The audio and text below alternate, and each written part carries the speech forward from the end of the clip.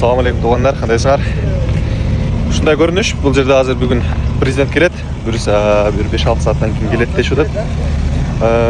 Стройка, ремонт жүрүп жатат. Мынаны көрүп атканыңыздардын баардыгыны 3 күндө, 4 күндө жасалган иштер.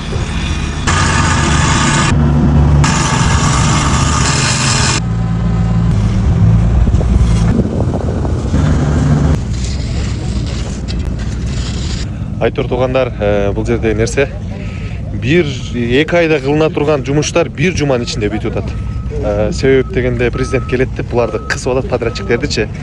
Подрядчиктер айла жоктон жумуш колдорду алып келип иштетип атат ошол жердечи.